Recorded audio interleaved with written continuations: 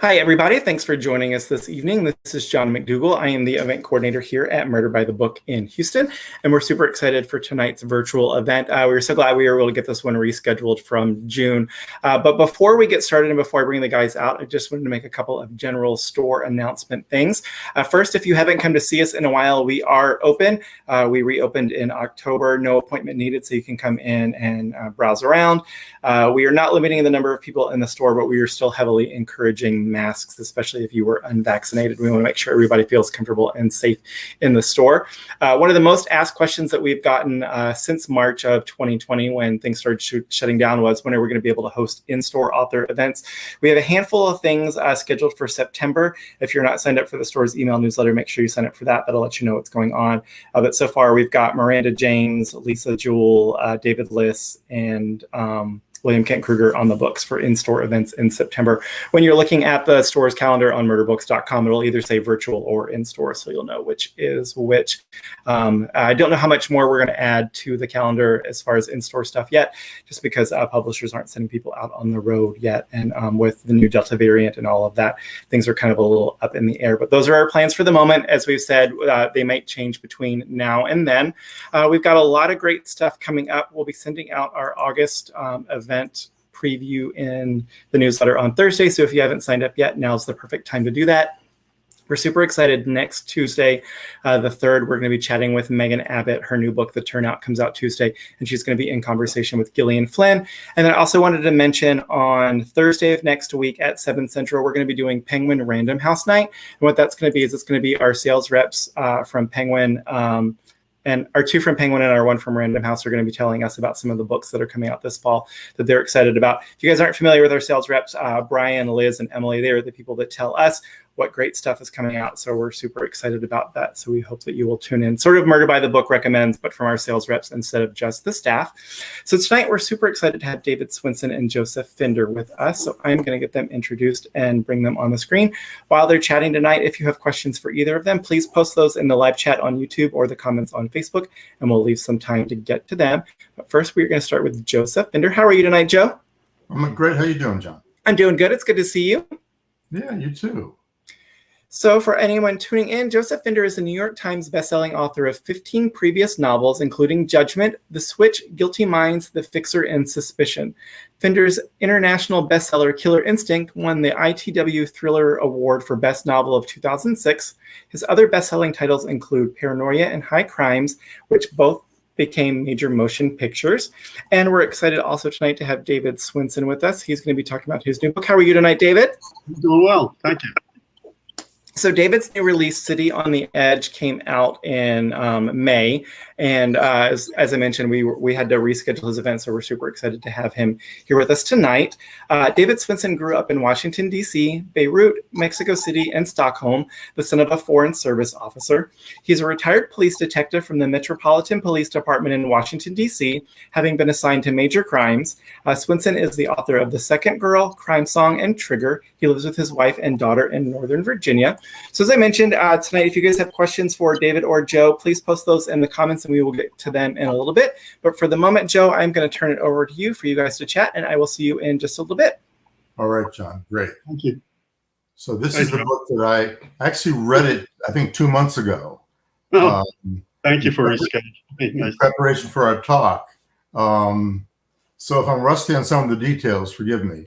But why don't we actually start with what the book is all about? Would you do that? It's a book that takes place in Beirut, Lebanon, in the mid 70s, like not really mid 70s, early 70s, 72, 73. A 12-year-old boy whose father, like mine, was a Foreign Service officer, and he gets caught up in a little mystery there. But also it involves family and the mystery of what the father and who the father is, but more having to do with a murder that he witnesses. Is it felt to me like it was inspired in some ways by Stephen King's The Body. Yeah, does that very much so. Stand by Me? Yeah, I've read it several times. I loved the book. I loved the movie it became, Stand by Me. I especially love what inspired me most, I think, was just the suspense that he created around a body that we never see, but we eventually do see, and this coming of age story with these boys who want to go see this dead body. And mine's not like that. I'm not giving away any spoilers, but there's a murder right away.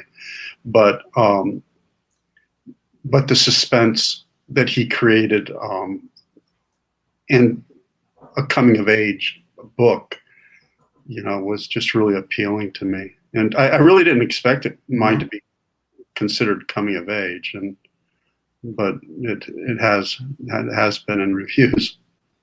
Yeah, well, it feels like that to me, like a coming of age story set in an unfamiliar city. David, I'd be curious to know, your last books were about Private Eye Frank Marr, right? And they were set in Washington. So you shifted gears with this book to set it in 70s Beirut. What was your thinking there? Well, much like you, I mean, like you did a lot of standalones, in between your series, and then you came back.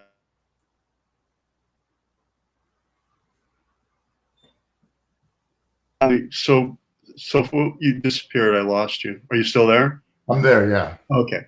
Well, with Frank Marr, there's only so far I felt that you can take a character like him, and I always knew that it would be a trilogy.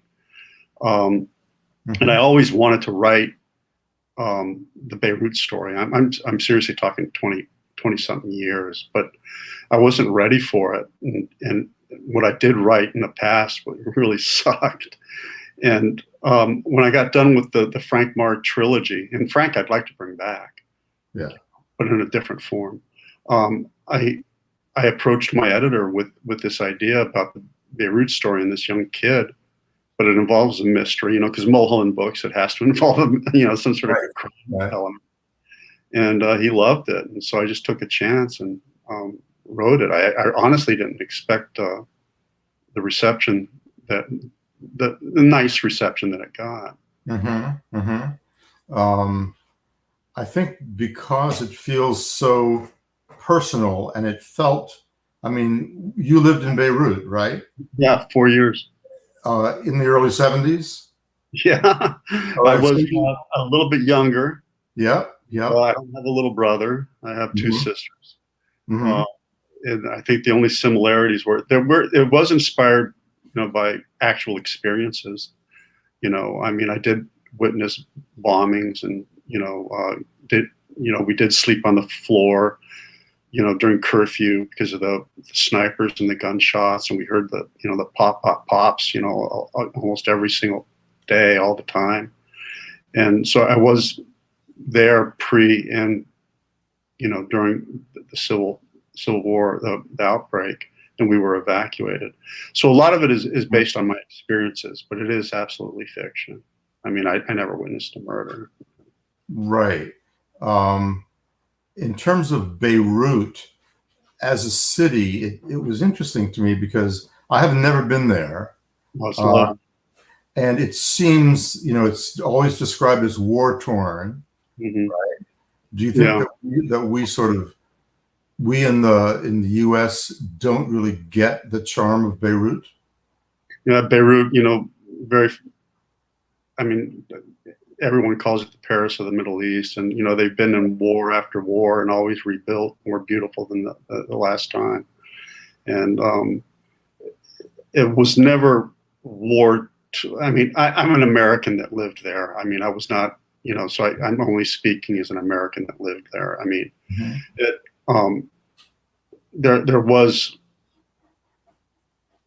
war that was going on, but I was there before that. And I would walk around barefooted, in my shorts, no shirt, to Alhambra, uptown. I'd go snorkeling in the Mediterranean alone. I didn't need a bodyguard. I didn't need, anything like that. I wasn't going to get kidnapped. It was, I broke curfew when the trouble actually started. I mean, I wasn't supposed to do that because you could, a stray bullet could, come from nowhere. Right. But it was a gorgeous city, and it's always on my mind, and I had to incorporate it somehow in something that I wrote, and it happened to be City on the Edge. But they are having a lot of problems now economically. Yeah. I mean, but it's such a. In the 70s, I was writing based on reflection and the yearbook, and literally I would do my research through my high school, or not high school, I was pre-junior high, so what, middle school yearbook, and then photographs and stuff like that. So it's all based on my memory and photographs and stuff like that. Certain events that happened, I did have to research just to get the time frame right. But Beirut is still much the same as it was back then, but it's probably lovelier. Mm-hmm. So how do you write around autobiography? Were there memories that you did use but had to alter? Tell me about that process. It's severely altered. I mean, I'm not that kid. I'm not that boy. Right. That the mindset, the way he talks, the friends, the only thing I didn't write around was, the personality of the city, Right. But I get around making it, I mean, I don't even like to say semi-autobiographical. It's not. I mean, it's total fiction.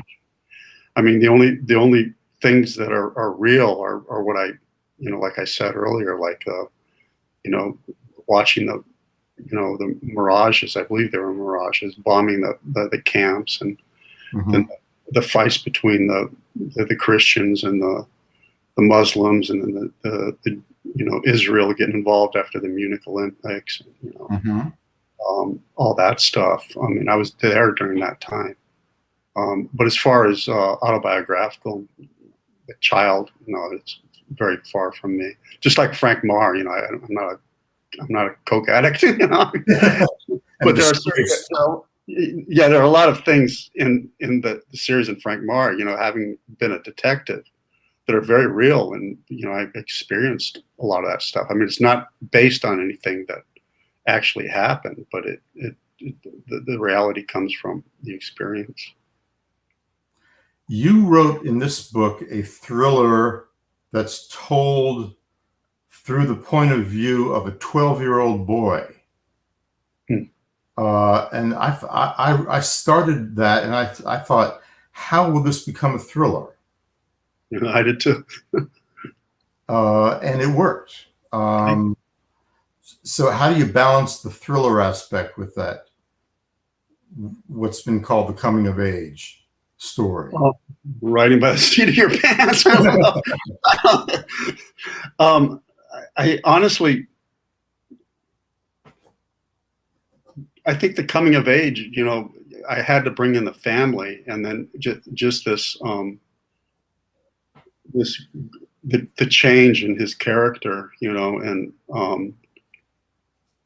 and the things related to the father, and but the thriller aspect, I really don't know how. I tried and wanted suspense, but I didn't really think that it would. I really don't consider it a thriller or a suspense novel. I mean, You don't, huh? Yeah, crime. I think it has a crime element, but I mean, it is suspense. It does have a thriller aspect, and Right. I mean, it's what people say. I'm just, I actually really seriously, Joe, I wrote it by the, I had a plot. I knew where I was going. Yeah. And, it was, I don't want to say stream of consciousness. It was far from that. I mean, I had an outline, but it just happened naturally. And it, when you put kids together in Beirut, not war torn, really. I don't like saying that. I mean, but in that type of situation, Mhm. I think it just has to happen naturally. Just like Stephen King's The Body. I mean, the railroad track scene. I mean, man, Right. that was wonderful. And the Pigeon Man in mine was pretty much the junkyard man in The Body. Yeah. No plagiarism. I mean, Yeah. the aspects are similar. He was very much that man, and ends up Mhm. not being so bad. It felt like you remembered your childhood. This is the thing that puzzled me. I was reading this and thinking, well, this has got to be purely autobiographical, and but I said, but how does he remember all that stuff? How does he remember the texture, the granularity, that level of detail? Thank you. But I guess that's the magic of sort of having that flow, right? Mhm. Of sort of being able to tell the story as it comes out, right? Yeah, I mean, it just the story ends up just really telling itself. I mean, it's Mhm. I knew the ending. I didn't know it would end the way it ended. I'm not talking about the last page, Yeah. but I didn't think it would quite end the way it ended. Mhm. And I always knew that they were not sleuths. And they're not. This is not a kid that I'm going to take to every country I lived in and give him an adventure. Right. Because I'm very realistic, and I don't think he could survive. I think he'd die. Um, so I knew, and I don't want to give that up, but I knew that they weren't there. It was, and also I think being a detective, I wanted the realism of this kid. There's no way they're gonna actually be able to solve this, but it is solved, and it's actually through them in a way. Yeah. Drink a nice coffee. Right. I think that the mystery is solved because of Graham and what he saw, what he observed. Mhm. Right. Speaking of Yeah. which, No. is that a Graham Greene reference or not? Oh yeah, without a doubt. Yeah. My father, who's still alive, very much alive. Um, I grew up with a dad, and I vividly remember in Mexico when I was, geez, 8, 9 years old. The bedtime stories were um, Graham Greene. What was the one with the ex preacher who didn't have a name? Oh damn! It was a great book. It just escapes me. But those were our bedtime stories. Graham Greene novels. So and yeah. and so I mean I had to play homage to that, for my father, and for Graham Greene, who my dad, when he retired, and he left me all his books, and again, he's still alive. He just didn't take them with him. And I mean, I have almost every Graham Greene paperback, Mhm. like for first edition paperbacks. I mean, which are Those beautiful. Orange Penguin editions, right? Yeah, exactly. Yeah. Are there other influences for this book apart from Graham Greene? Well, The Body, Stephen King. Mhm. Um, uh, not really. But I again, I'm not going to hide the fact that I wasn't influenced by the novella, The Body. Mhm. Very much We're inspired by it. inspired by it. Yeah. Mhm. Mhm. Your narrator is a tough kid in some ways, a foreign service kid, used to moving around from country to country, et cetera, with his family. What is that like for a kid? Hmm. Do you get exposed to the culture, or are you living in a bubble? No, we're very much exposed at that time. we're talking, we're talking 60s, 70s, very, very much exposed to the culture, Mexico City, Beirut, Stockholm. Fortunate for me, I mean, like in Stockholm, they didn't have a high school for American kids. So I had the choice between Frankfurt for Mallorca, Spain. So what do you think a 16-year-old kid is going to pick? Frankfurt, which if I drank beer at that time, I didn't really enjoy beer at that time. I would have picked Frankfurt, but I was thinking women and beaches, and so right. I got school in Mallorca, Spain, and was so heavily influenced, and the culture. I mean, Mexico City, living there. I mean, the culture is a major part of my life to this day. I'm so influenced by the cultures, and especially Beirut. And we were deeply immersed into them. I didn't learn the Lebanese, I mean Arabic, but I did speak fluent Spanish and forgot most of it because I didn't keep it up.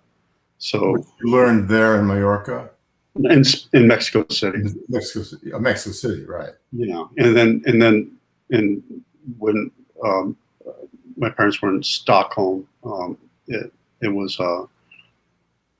Mallorca. Mm-hmm. Mallorca, not for that long, just a couple of years. But I'd always go back for holidays and summers back to Stockholm.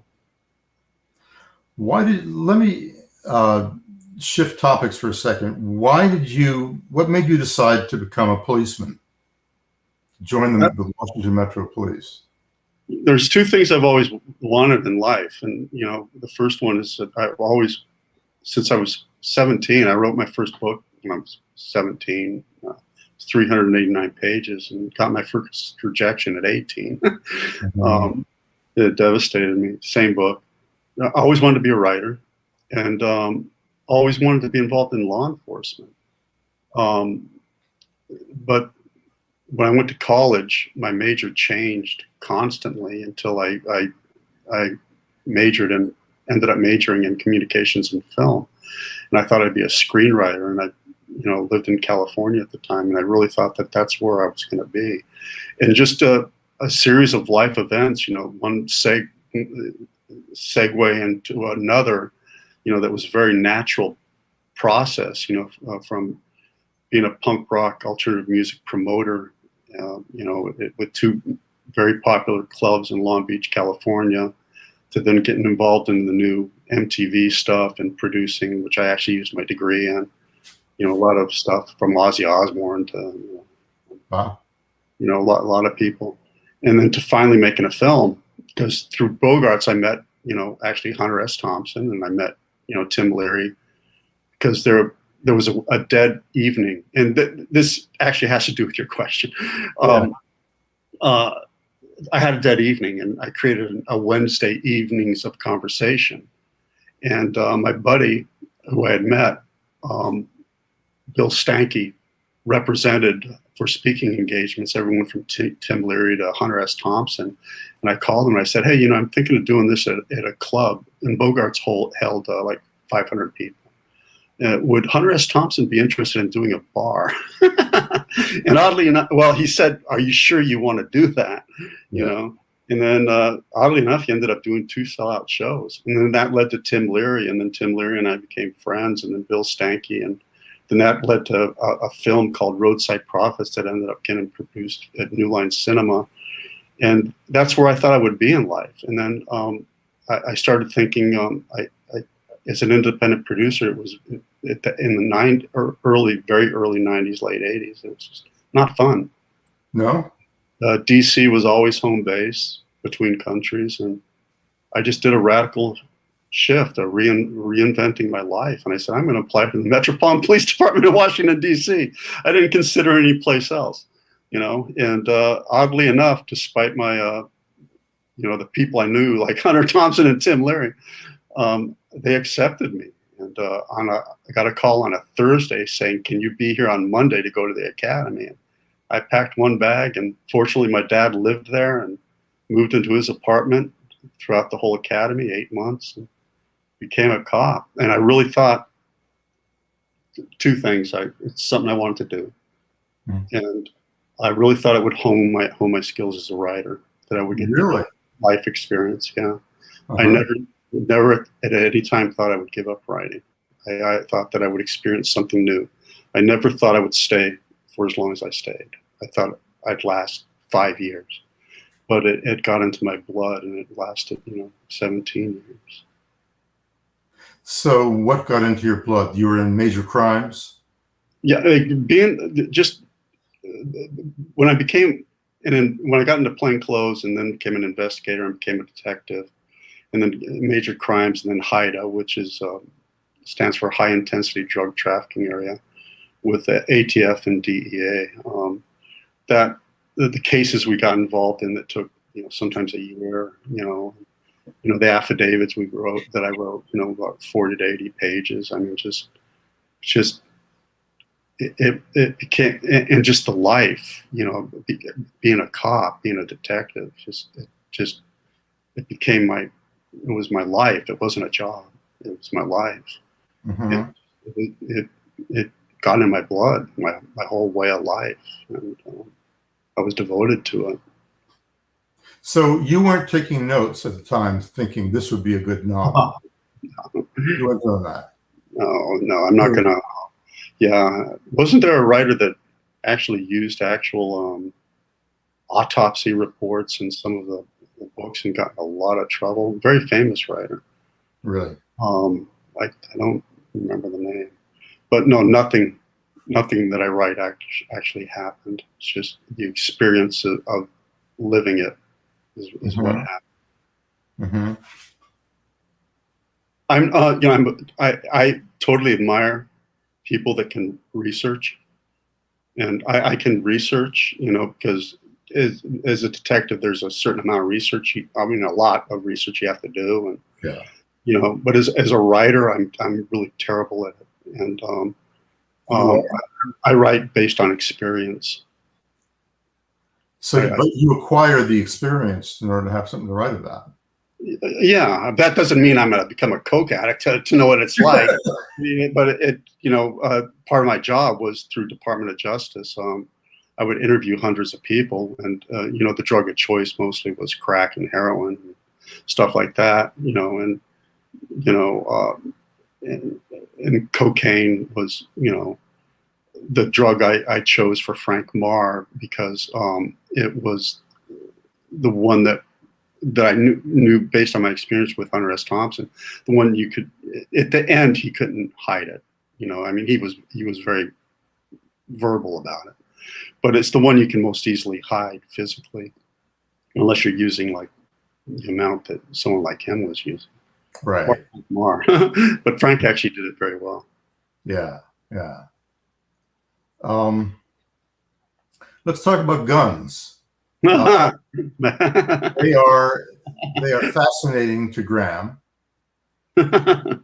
and they, in the novel, they take on some very real consequential power for this kid. Mm-hmm. How do you think American gun culture is seen by other cultures around the world?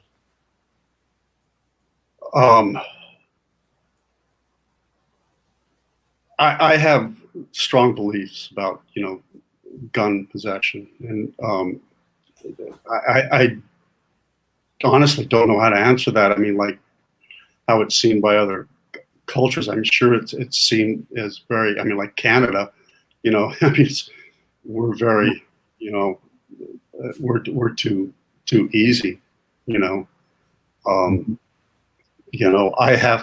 fall under what's called HR 218, which was a post 911 thing, where it was a presidential act, and so I can carry anywhere in the country. But do I choose to? I mean, not necessarily, but I have to qualify every year to fall under that status, and the qualification is rigorous. Mm-hmm. And I don't understand why someone can get a gun and then just qualify once and have the ability to carry that gun always. I think they should go through the same qualifications I have to go through. Yes. But so as a foreigner, I mean, that's probably how I would look at it. Is like, how can they do that? How can they give a gun away that is so easy to make into a semi-automatic to make, and you can easily convert it into an automatic. Right. You know, and I'm not, those beliefs of mine are not popular as a former cop. You know, Among your fellow cops. well, not all of them. I mean, a lot of them believe in gun control. I mean, strong background checks and, you know, and stuff like that. But, you know, I mean, I grew up with guns, you know, and that was, again, based on experience, what happened with Graham. I mean, I didn't do that, but my father taught me at a very, very young age the power of a gun and what it can do. And I shot it at a very young age. I was scared to death. I got terrified by it because it knocked me on my ass. Mm-hmm. You know, one bullet in the chamber, so I wouldn't accidentally shoot my dad up with the next one. You know, you know, I mean, it's just, I think we're, as a country, we have a very long way to go. And I hope it, you know, I hope it changes. You know. Your father had guns around. Oh yeah. While you guys were in foreign countries? Is that an answer? Without saying yes or no? Okay. Yes, I mean, he did. And I questioned that. You know, mm-hmm. I mean, how? Why? You know? Mm-hmm. You know, and, you know, I mean, so that part is also based on experience. But, you know, I mean, why would you need a gun in a foreign country unless you're involved in something other than being a foreign service? So was your dad involved in something other than foreign service? To this day, don't know. Honestly, can tell you I don't know. Mm-hmm. I mean, for all I know, I mean, the government back then was more lax, and, you know, your possessions, they back them with, you know, a gun just as easily as my basketball, you know, or, you know, whatever, just in a box. Mm-hmm. You know? And then, you know, I mean, now, I mean, I don't know about nowadays. I mean, it's probably a lot different, you know, unless you're doing something, you know, you know, unless you're a spy. You know? Right. Right. But even then, I don't think they travel with it. You'd probably know better than me, you know, you know, with your books. I mean, can someone in the government, I mean, is a gun provided for them at the other country, or do they take it with them? I don't know. I know when I was growing up, they were my dad's guns. Mm-hmm. Mm-hmm. I mean, so I think you can answer that question. Yeah. Okay. Fair enough. You have a great scene where they all go on a camping trip. Mm-hmm. And he sees his dad conducting a conversation with some strange guy in the desert, and mm-hmm. realizes that his father might not be who he says he is. Yeah. So double identities in this book. What drew you to write about that? That just was actually, that happened. I mean, not happened in real life. That just happened naturally in the book. That scene. I mean, he was in his tent, you know, and then all of a sudden, you know, just, you know, hey, you know, wow, you know, this is what's happening. And it just happened very naturally. And that scene, that's not something I ever saw by any means, but it became crucial in his growth, the character's, you know, Graham's growth, and also the mystery behind the dad, and you know, along with those conversations that they would spy on, you know, listening to cocktail conversation. Yeah, you know, and yeah, so that scene was very interesting because it was so low key, but so you know, meant a lot. It's very suspenseful, actually. Yeah.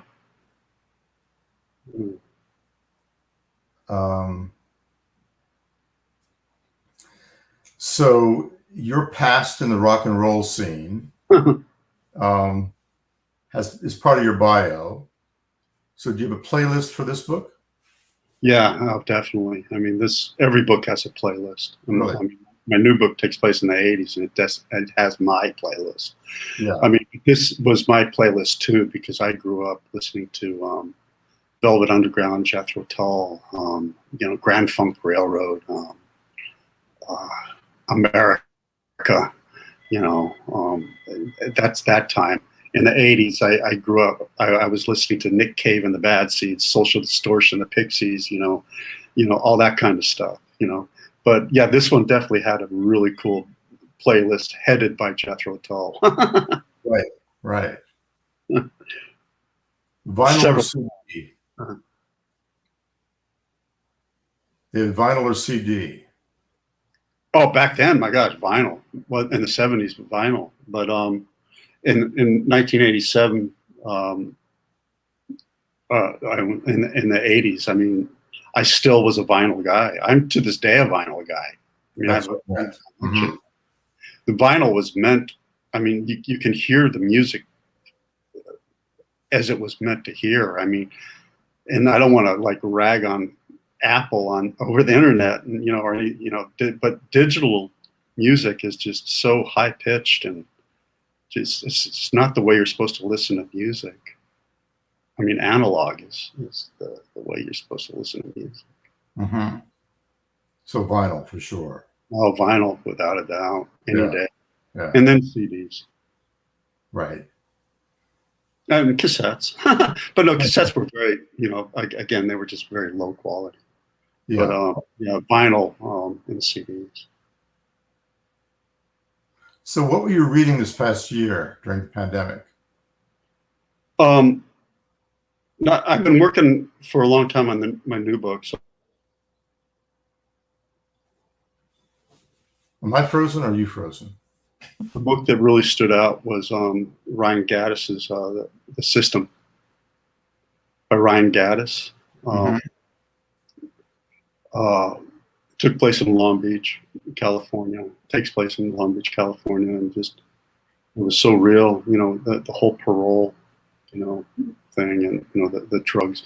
In your new book, I mean, with opioid crisis and House on Fire and and all that. I mean, just those are the books I love. And I know you weren't trying to make I mean, you did make a statement, but I know that you probably were not trying to. But that, to me, books having to do with reading books having to do with abuse and drugs and are something I really like to read. It's always. I interviewed those types of people, and I knew those types of people in the 80s, and that's just something that so affected me. Mm-hmm. And especially like the whole opioid thing. I mean, which is something you can really, again, something I turn to you again on that. I mean, that's just something that you could really talk about. I mean, I know about it. It wasn't. When I was a detective, I retired in 2010. The drugs of choice really in Washington, D.C. But I was deputized, so I was like really, D.C., Maryland, Virginia. Mm-hmm. But the drugs of choice were back then were crack and heroin and stuff, and pills were more of a Midwest thing at that time. And when did it really start? The opioid. What year really did that start happening? Right around 2000. That early. That early with. Oh my God. Wow. Yeah. Wow. Yeah. No. See, I mean, they were. I'd get them in search warrants, and I'd get a lot of pills and stuff like that. But it was DC wasn't riddled with that. So that's, but is it now? I don't, I'd have to call my buddies in narcotics to find out, but I'm sure it is. Mm-hmm. I'm sure it is. I mean, I know one thing that, is huge is not Adderall, they cut Adderall with it, but it's not ecstasy. It's a form of ecstasy. I don't remember what it's called. But that's very, very popular. And snorting. Huh? MDMA? Yeah. And also cutting Xanax. I mean, snorting Xanax and stuff like that.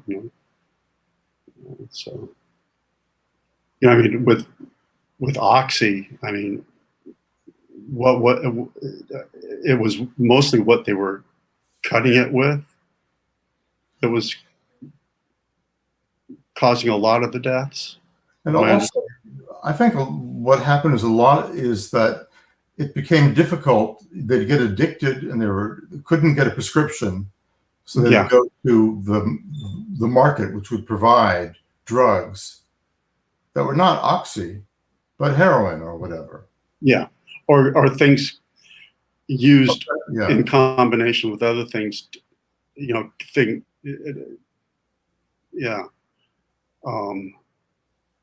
was a synthetic heroin in the 80s called loads, which was basically the same thing, which caused a lot of overdoses because people that got addicted to heroin couldn't get it, so they ended up getting loads, which were pills, and a lot of people died in the 80s and on the West Coast from that.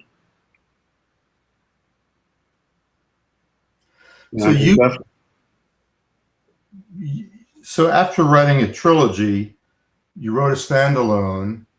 Are you what's your next book? Do you know? Is it a standalone? Yeah, it's a standalone. I mean, again, I want to bring Frank Barr back, but bring it back along with another character who's introduced in book 1 and then again in book 3, and not write in first person, write in third person. So Frank is a secondary character, and this other character is more primary. I mean, it's not a giveaway. I mean, it's Playboy, who's a character, Calvin, who I absolutely love, and I want to bring him back. And I just hope my publisher, 'cause I have another 2 books with my publisher, and I would love one of those books to be to bring Frank back. And I know a lot of my Frank Barr fans, they really like him. Oddly enough, I don't understand why. But I guess he's a character that is likable, but he's really not a good.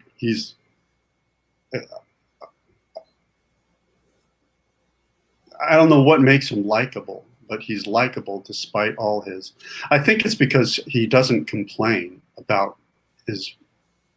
He's not brooding. He's not. I mean, his fallenness. He doesn't complain about being fallen. He loves his lifestyle. And I think that made him, a little more easygoing or easy to take in. So people don't admire him so much as they are able to identify with him in the course of the books. Yeah, I mean, that's my understanding. I don't know. I mean, the New York Times said it was refreshing. I don't know why it's refreshing. There's a lot of characters like him.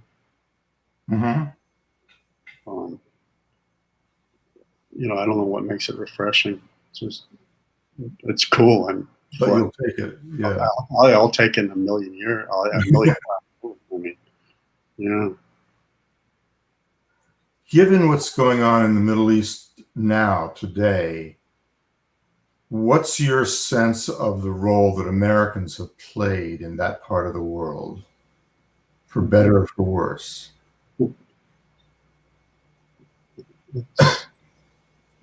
There's a total, I think, I mean, I'm not an expert on the Middle East. I just lived there for 4 years. But I lived there with people that were, I mean, the culture that was beautiful and wonderful. And I mean, I think that we're handling everything absolutely wrong. You do. Yeah. I mean, Afghanistan. I mean, the women there, the children. I think that we're a strong country, and that there's a time where we should step in and help, but I don't think we should go to war, which is essentially what we've been doing. But I think we should be more a country of aid, and relief. To allow the Taliban to come back, I think it's wrong. But again, I'm not an expert, and that wasn't in Beirut. That I'm talking about what I'm seeing in recent news. Have you been back to Beirut, by the way, since? I want to. I'm going to go. You are. I have a lot of family affairs. Nothing like what House of Fire. Not anything like that. I don't come from that kind of family, but a lot of family type stuff that I have to take care of, and some property and stuff like that. But once that's settled, I really honestly, if COVID allows, travel, because it's a very safe country. Is it? Yeah, I mean, I know a lot of people that in the American Community School that I grew up with there that still live there, they're, and others who still go there, and yeah, it's a safe country, safe city. Lebanon's incredible. I broke my leg in Beirut. I got a spiral compound fracture skiing. That's the type of place it is. It's like you have the desert, you have the city, then you go to Mount Farai and you have the snow. Amazing. Yeah, it's just yeah. I'll definitely go back there.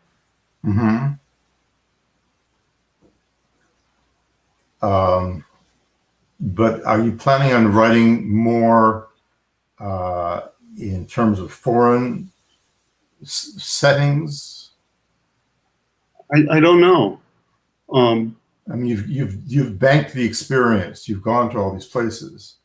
Yeah, I mean, it would be a shame not to. I mean, for me, I'm not talking about for people that read my books or anything, but for me, it'd be a shame not to go back, and feel it again, to experience Mexico. But I wouldn't be able to write about Mexico now because, I mean, Mexico, much like Beirut at the time when I was living there, I could walk around freely in Mexico City. I mean, there was no, the drug problem was not there when I was living there.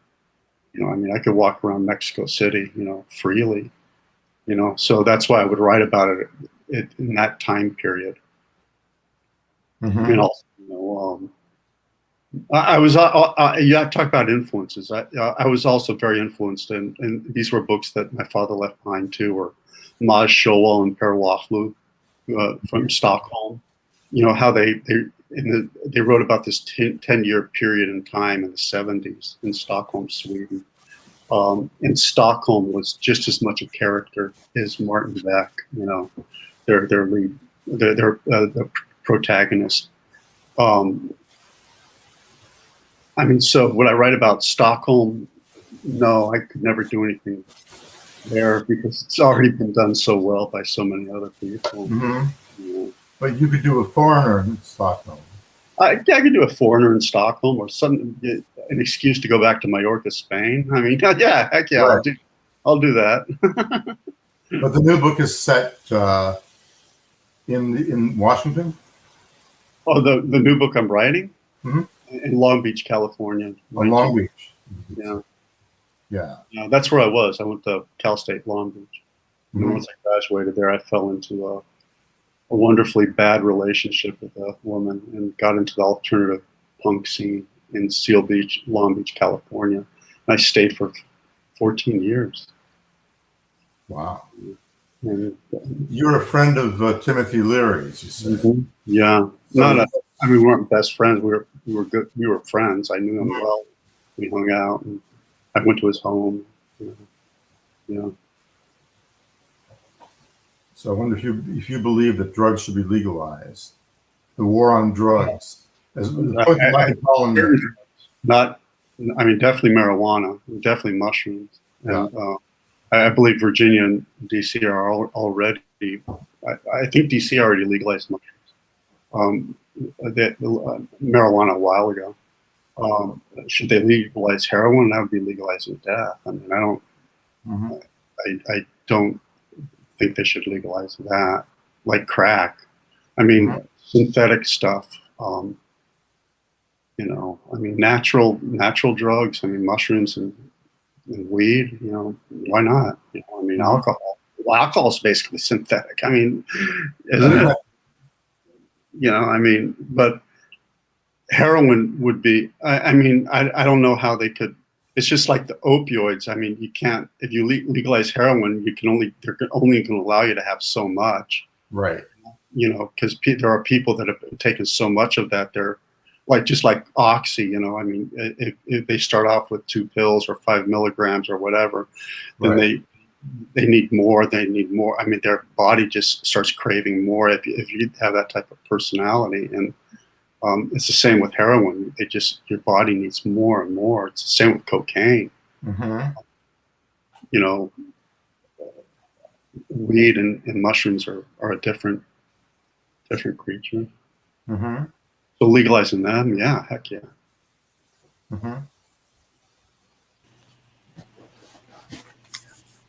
Right. Can you guys hear me? Yes. Okay, perfect. So we're getting close to time. So before we head out, there were a few questions. But so, Joseph, you've been so kind to do this with us this evening. Can you tell everybody about what you're working on or what you've got coming out next? I'm working on a book right now about a psychiatrist in Boston.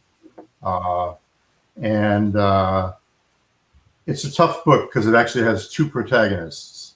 And I'm sort of fighting it right now. So, you know. Oh, wow. Yeah. And since you asked David, we're going to ask you, Joseph, what have you been reading lately? What's something that you read lately that you loved? This book right here? Oh, you're asking David. I'm sorry. Oh, you're asking me? Oh, I thought I answered that. I mean, no, he did. Yeah, no, David asked. David answered, so I was asking you, Joe. Oh, yeah. Okay.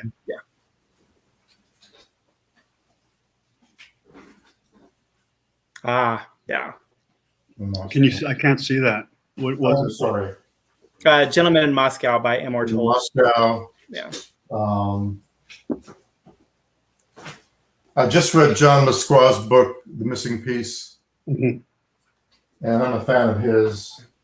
And I just read Scott Turow's The Last Trial, which I thought was really terrific. He's a great writer, great prose writer, great characterization. He's really terrific. We were really lucky. He was one of the authors that we did an event with early on in the pandemic. So anybody who's out there, if you're interested in hearing Scott talk about The Last Trial, it is up on the store's Facebook and YouTube channel. And M.R. Tolles, who wrote Gentleman in Moscow, has a new book coming out in November, I think. I'm going to look up the title real quick. My coworker Brenda just finished it and absolutely loved it too. His new one's called The Lincoln Highway, and it comes out in November, and it's also fantastic. Oh, great. Yeah. What title? What was that, David? I said I like the title. Yeah. All right. So I think that is going to bring us to time for the evening. So for anybody who might have joined us late, we have been chatting with David Swinson, whose newest book, City on the Edge, has just come out. And we've been chatting with Joseph Fender, whose most recent release was the paperback of House on Fire. If you guys missed any part of the chat, you can rewatch it on Facebook and YouTube. Once we're done, the platforms will archive it. While you're there, check out any of the other virtual events that we have done. Gentlemen, thank you so much for spending this evening with us. Thanks, John. You guys take care, and we'll see you soon. All right, great. Okay, bye.